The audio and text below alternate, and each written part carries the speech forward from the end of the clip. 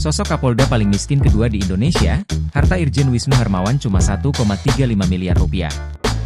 Irjen Pol Wisnu Hermawan Februanto dikenal sebagai sosok polisi berprestasi dan berintegritas. Lahir di Bandung pada 16 Februari 1972, ia meniti karir panjang di bidang reserse sejak lulus dari Akademi Kepolisian, Akpol, tahun 1994.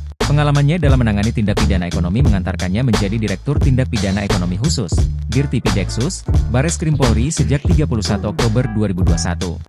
Kini, Wisnu dipercaya mengemban jabatan Kapolda Sumatera Utara dengan pangkat Jenderal Bintang 2. Meski memiliki posisi strategis, Wisnu Hermawan dikenal hidup sederhana. Berdasarkan laporan harta kekayaan penyelenggara negara, LHKPN, yang terakhir ia serahkan pada 2014, total kekayaannya hanya 1,35 miliar rupiah.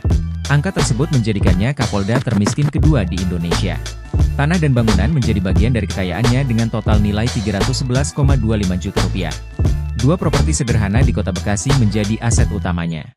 Rumah pertama seluas 98 meter persegi dan 45 meter persegi, hasil kerja kerasnya sejak 1995 hingga 2014, ditaksir seharga 45 juta rupiah.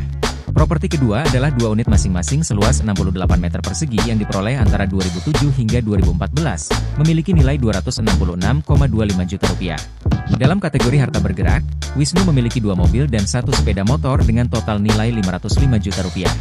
Dia mempunyai Toyota Kijang Innova buatan 2011 bernilai 170 juta rupiah, Honda CR-V keluaran 2012 senilai 300 juta rupiah, serta motor Kawasaki Ninja buatan 2011 dengan harga 35 juta rupiah.